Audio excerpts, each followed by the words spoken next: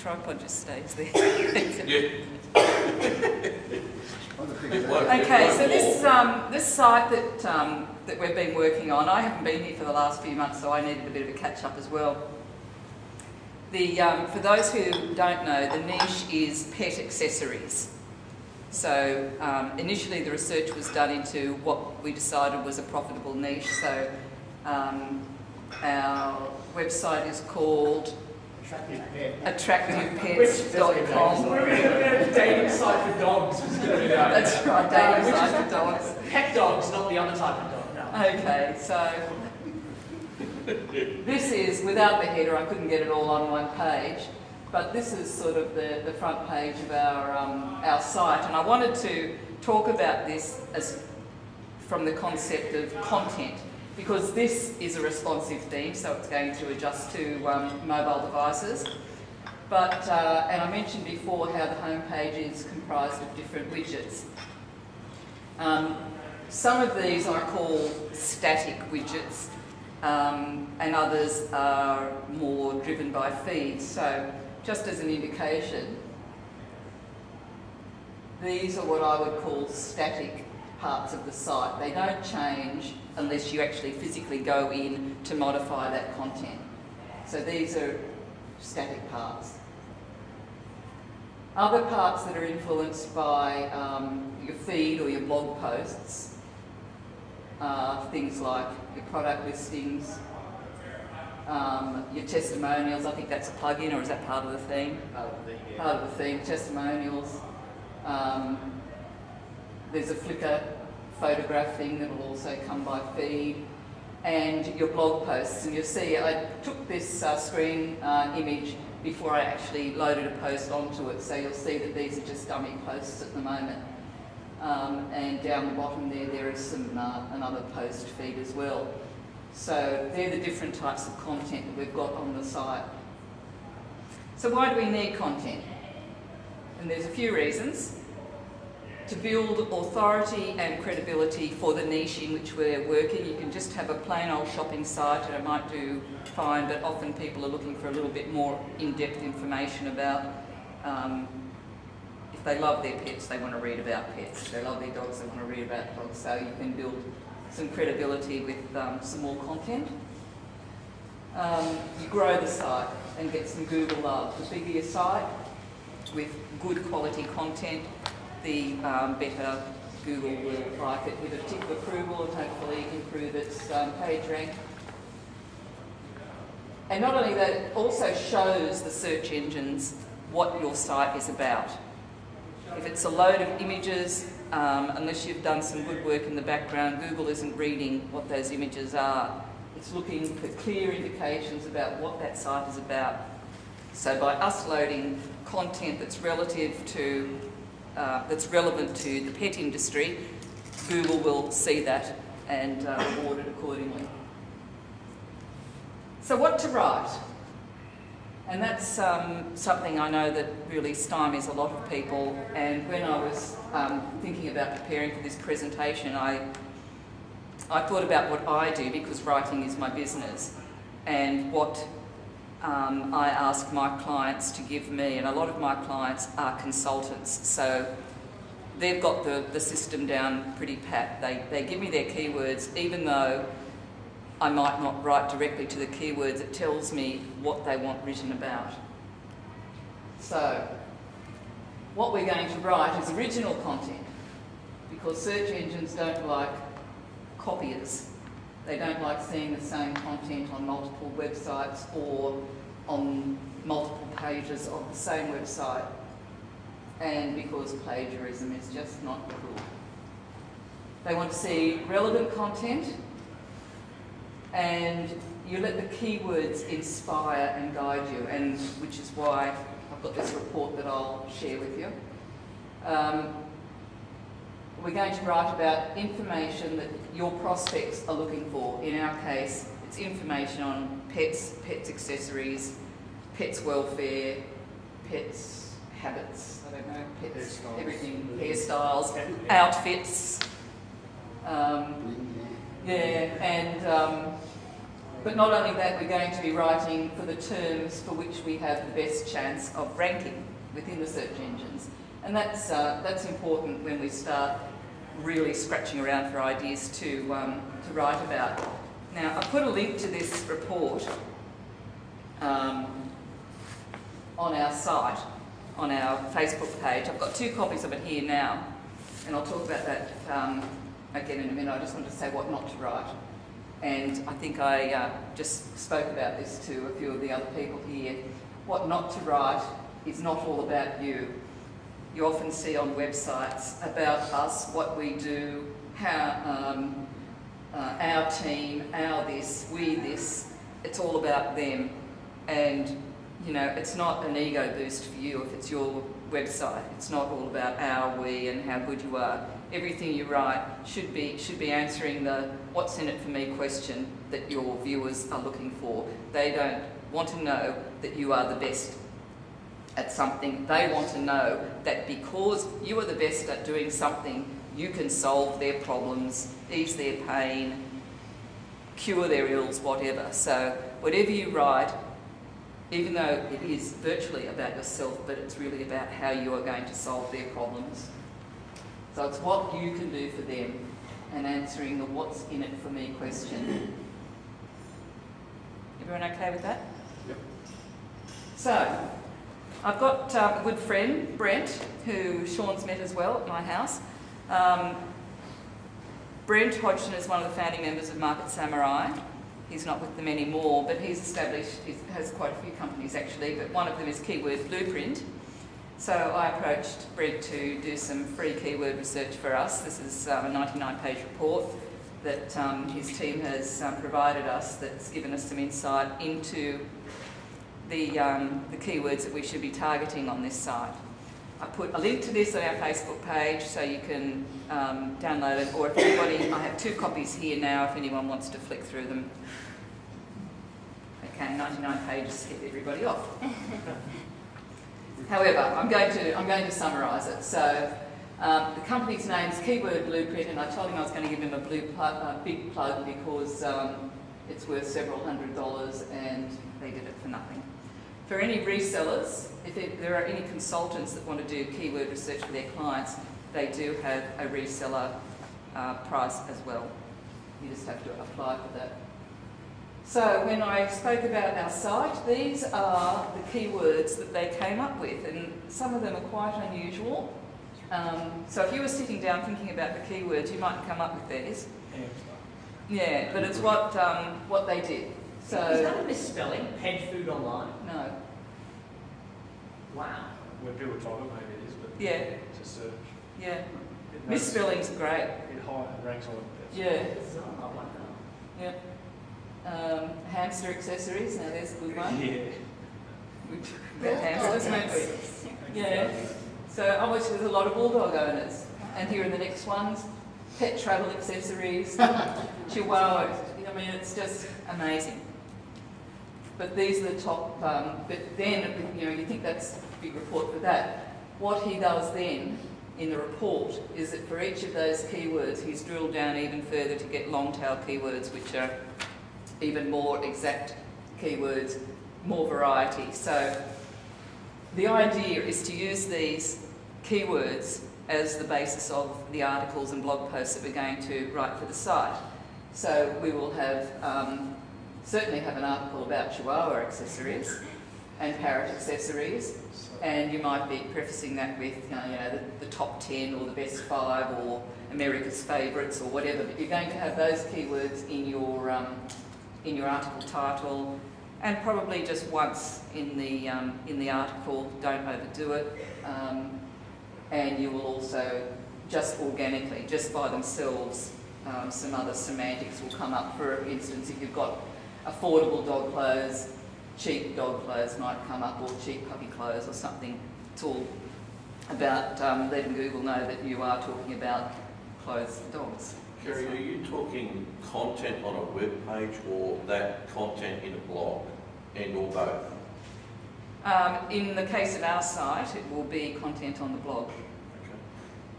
But they're still Which counted will as not rank the pages. same With as Google, they'll browse that and that is a page. That is growing your site by another page, even though it's a blog post. But also the affiliate products that we're going to list on the site as well. We'll look for affiliate products around these keywords. Yep. So Yeah. you can use those keywords. Yeah. Oh, well, I wasn't sure how you were going to pull in that information, whether you're going to list all those products manually or... Yeah. Probably not. Probably use like a data feed. That's what I thought. Everyone data feed is, everyone does the unique content. But that's right, you would then, you target your articles to the actual products. Yeah. So you might be writing about Chihuahua accessories, but it might be Fifi LaFou's Chihuahua accessories or something. Might be a high ticket item for a Yeah. So, Kerry, because I haven't been here for a few months, what did you actually give to Brett? What did you give him I gave so him- that he could come up with this? There were about 7 items on a checklist, what the domain name was, what area we were targeting, and we're targeting America, what products are we going to sell, and they went off and they came back with a whole lot of others, which included the word wholesale, and I went back before they even did the report and I said no, wholesale isn't relevant to us. So then they came back with some more and I said yeah, that looks good, and they went and this list is nothing like what I gave them. Mm. Okay. Yeah. We might have to open up a factory and start producing this sort of stuff. Don't have to, just get a container. Yeah, but it's Dropshipping, yeah. so these are, when I looked at dog beds, I went into the report, so I decided to do an article on dog beds. These are the extra long tail keywords that came up under dog beds, orthopaedic dog beds, so it just keeps going on and on and on. And for each of those original keywords that we had, there's another set of long tail keywords to go with that. So it's just the most amazing report, plus a lot of other information on how to target them and what areas to target. So, How's this source then back into like Google as such, do they? Or how does he pull this information down? Where's that data sitting? Brent, I was having a look at the report. He does some really smart things. He does something that when I met Brent at Kerry's house, we were having a conversation about this because I was looking at doing some things to work out like what the value is of a keyword. Yeah. And he's obviously, and we talked about this earlier, I think he's like, one of the things he does is calculate what a keyword would be worth to us. And I think the way you could do that is, and he doesn't say how, but I presume it's like going to Amazon, taking that product from Amazon, seeing what the price is, seeing how many searches it is, working out on average how many sales will convert. So just using all these numbers and working out averages, I mean, you're never going to get exact. No. But whether his source for which keywords get searched the best, he might be using Google Keyword Tool, but there's a few companies that provide that data as well. Did anyone else here, I haven't read the article, believe it or not, but I saw this article, the title was Google Keyword Tool shutting down. Yes. What they're combining the keyword tool with the traffic estimator. So rather than having the keyword tool, it's all in one bundled together. You still get the same The information. stats are all going to be there. Yeah, but to start with, the stats not that accurate. Yeah. So they're still going to provide that. It's not actually. That's good. I've been putting off reading the article because I'm just like, I can't handle this. This can't be good. Crash. But yeah, okay, that's good to know. Why would they do that? They're combining the two tools. If you went to the Google Keyword Tool originally, there were these two tools. They were kind of. I can't see why would they drop Well, but It looks like they're not actually dropping. right now what you do is you go to the keyword tool, you get suggestions, and then you take them over to the traffic estimator that tells you roughly how much traffic is. Now they're going to put it all in one. So they're not going to drop that. No, that's when I saw the title of the article, that's what I thought. But, My concern was. Yeah. so the article achieved its purpose in getting people to stop and go, oh my God! yeah. That's a big copy. When I met Brent, one of the conversations I had with Brent when we met was, wouldn't it be cool, like, and some people have done this, is take, you know when you use Google Suggest, you type in a keyword and it suggests more keywords. Wouldn't it be cool to start with the letter A and go all the way to Z, Z, Z, Z? So you go through like all these combinations of letters to get all the keywords out of Google Suggest and then put them into the Google Keyword Tool. So you end up with this giant list of keywords and what they're worth. and then you can actually order that list of keywords, because one of the stats that Google provides is how much you can make from AdSense. No, Sean. It's a project. Stop. And you can actually order Everyone a project. You go to make for 5 years. You've been very naughty, Sean. And you're on tape. Okay, so I decided to write an article on best dog beds. So there's my title. You don't have to read the article, but that's it. Is this the one you did this afternoon? Yeah. So that's my article. I've got the keyword there, and then I've got slipped in a couple of those other long tail keywords here: outdoor dog beds and. So it's not smashed. That's it's, just, yeah. It's not smashed with keywords. It's just a nice article. Yeah. But you try to slip in a few of the others wherever you can without. Is there an ideal size? I think. That's only about 320. I would always love to have 350 to 400. Oh, okay. Yeah, Chris decides Yes. about 400. Yeah. The article, we still like putting things on article directories, links, they always want 400 and 450 words. Yeah. Spaces. Yeah. So then I loaded it to our site. So there's the heading. Now, we've already touched on permalinks, and I wanted to say good on Chris because he's got the permalink right, because the permalink in our title, our title automatically appears in the permalink up the top there. So it's got attractivepet.com/in search of the best dog beds. So that's the page name. So we've got our keyword in the page name, which is ideal. Can I just ask how that differs from a URL? Pardon me? What's the difference between a permalink and a URL? It is the URL. It is the same. That's just that's each page what page it goes after. Yeah. Permalink is a buzzword, basically. The word permalink originally came around in the early days of the web, where they would give you a URL and it wouldn't necessarily be the URL of the page that you get. It's a long story. But they had this thing, they call it a permalink. It's the URL of the page that you go into, actually. That's, Yeah, so that's our article loaded. I have a quick question, if I may, please. Excuse me. Where, Chris, you might be able to answer. Where that's all hyphenated at the top, like search of the best dog bed. Yes. When, there's always that argument about hyphenated domain names not ranking well. And it doesn't worry me, I'm just asking, that obviously ranks. Is that a domain? What's the difference between a domain and an extension like that for ranking? Well, that's not a domain at all. Yeah. No, That's but the difference, yeah. that's the difference? Yeah, that's actually the... And that happens automatically. I didn't type those Oh, hyphens okay. in. So I that, just, you didn't put it. all so I you did was just- type in the title, Okay, and it and does it, WordPress right? automatically Okay, yep. made that. Okay, thank you. I did add, over in categories, I slipped in a category called dog beds. But when I tried to link to it, it was coming up with something weird, so you might have to go and fix it. That's what you get for letting amateurs in. That's right, yeah, it was, I had worked with this theme before. Okay.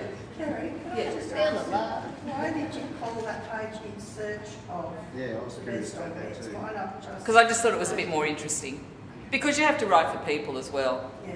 You can't just write for the search engines. And people might be in search of, they might be searching for it, so it would come up. So we want to put an image in, and I have been dog sitting my neighbour's dog, so Millie's up there. I loaded Millie's picture there. Now, with a featured image, Have you got our permission, Kerry? pardon? Have you got our Yeah. permission? She signed a release. Okay, so we've got... Rich that photo, naughty. When we've uploaded the photo, over here on the attachment details, I've got a title, which again is Best Dog Bed for Millie. Okay, I didn't bother with the caption because I didn't want a caption. And an alt text and a description. Now, I always put a description in with my photos. And WordPress gives this attachment a a URL, which is highlighted there. And I don't particularly like that, but I can't see a way around that when it's a featured image. Yeah, the other thing I usually do if I'm doing a blog post to drive people traffic is people just have that tendency to want to click on an image on the page. Yes. So I usually actually, well, not all the time, but I actually link it back to a particular product that relates to it. So if it's a blog post and you want to actually make it go back to the dog bed, Yeah. that might be in that photo, and that works quite But you well. can't do it with a featured image. I know, only on that. You can do it on that image there, yeah. See, I've got non-featured image, which is what I've got here. Yeah. So I've got Millie, I've actually put Millie in the post here, Yeah. and then put the link URL there rather than it going, see, what Chris was saying is when you, on a website, often you click on an image, all it does is go to a bigger picture of the image. So that's a waste of a click. You want people to click on that image and then go to another page on your site. Yeah. So with a featured image, I couldn't find a way of doing it, but a non-featured image, I was able to put the link URL there. So when people go to the blog post, they click on Millie, it will take them. This is where I had the problem. I wanted to take it to the page and I couldn't get it there. Anyway, I don't know where it's gone, but I think it's just gone to dog accessories or something. What's the difference between title and caption? Pardon? What's the difference between title and caption?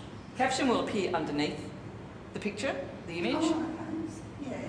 but the So- title, when you hover over it, it will come up. I suppose I always put in both, so.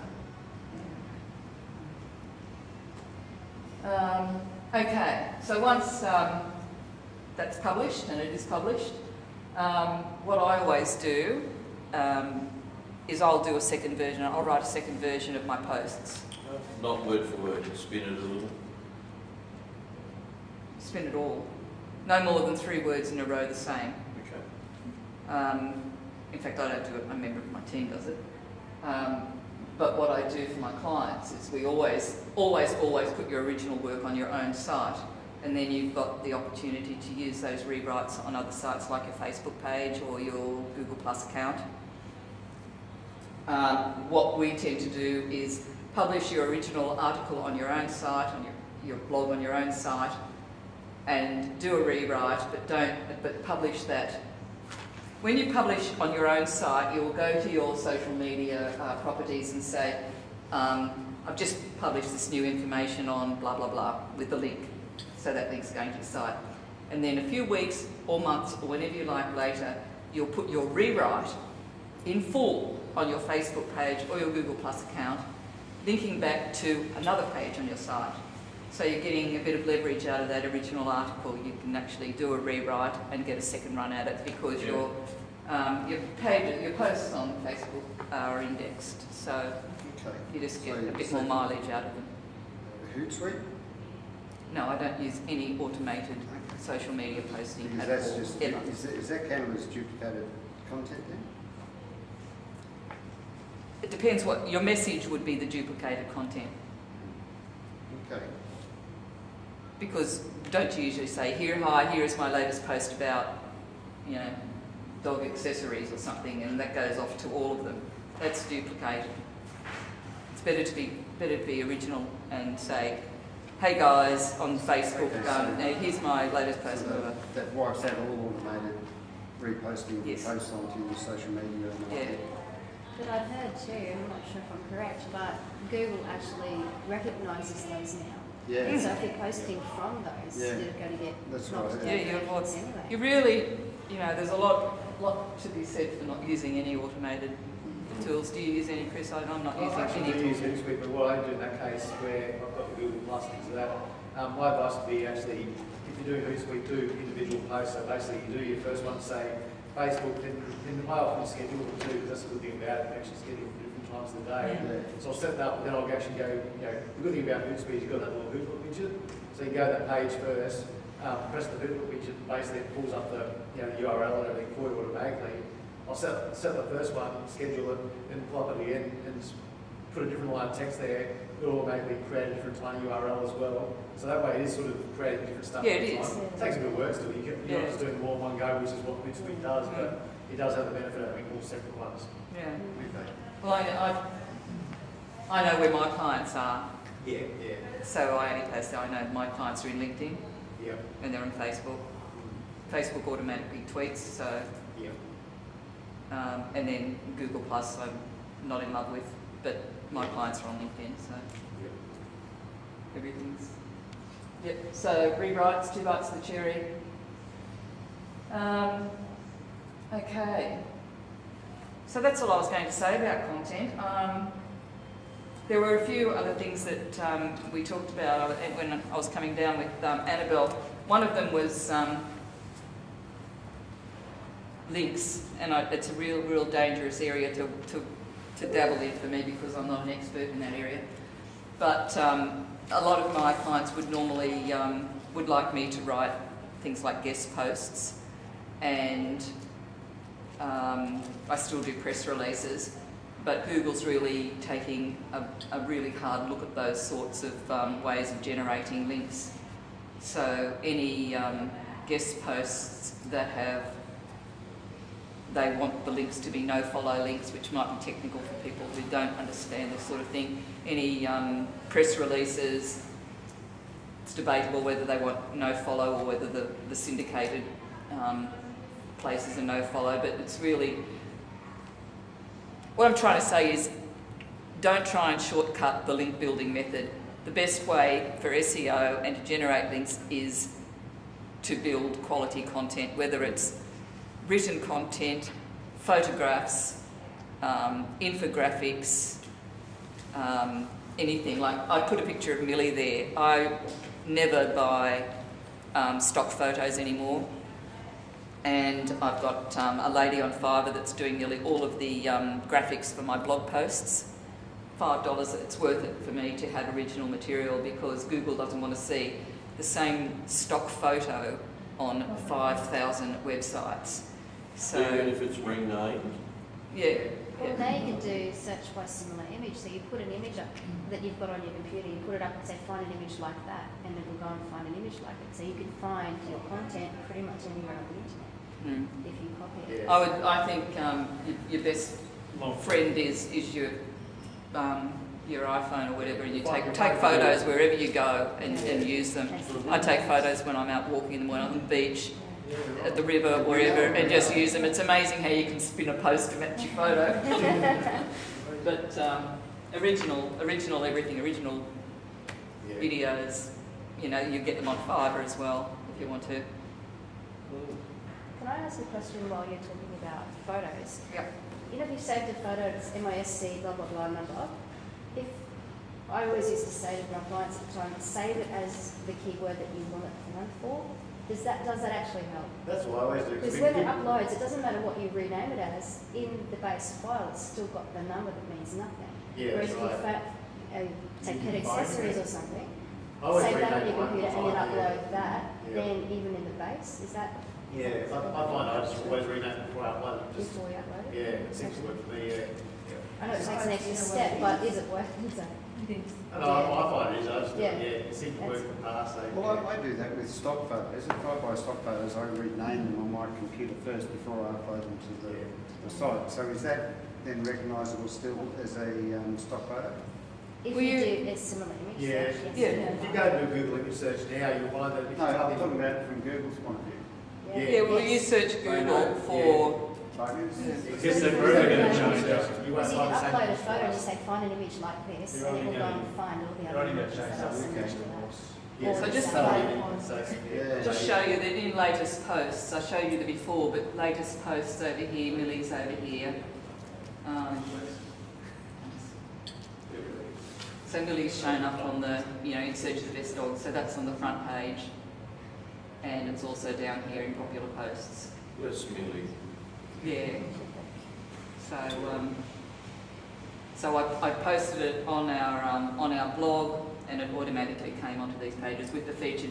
This is a featured image. If I had just inserted a regular image, it wouldn't be showing up on these posts. Is that a language translator or something? Sorry, is it? Convert language or something? Oh no, it's just a dummy post. I only made one post. So for the group, I suppose the challenge now is to start writing some articles. And if everybody wrote one, it'd be probably break the back on getting some content up there on the site. Yeah, we had, when we originally started the site, a few people mentioned they wanted to write articles. But yeah, what I was kind of thinking is next month we do the affiliate thing. Just maybe that'd be a good time for them to start working on this. But yeah, we'll talk a bit more about it, and we'll start talking to people, and we'll post to the group when we need a hand with things. But yeah, definitely if people give it a hand with it, it'd be great. Okay. Well, that's it from me. Thanks, Well done, Kerry. thank you. It's all right. Thank you. How come Chris didn't get a clap? Red. And Sean. Yay! Not Justin. Yay! Oh yeah, camera off, that'd be handy. Stand in front of a dance. I just like. I hope that stays in. That'll be great.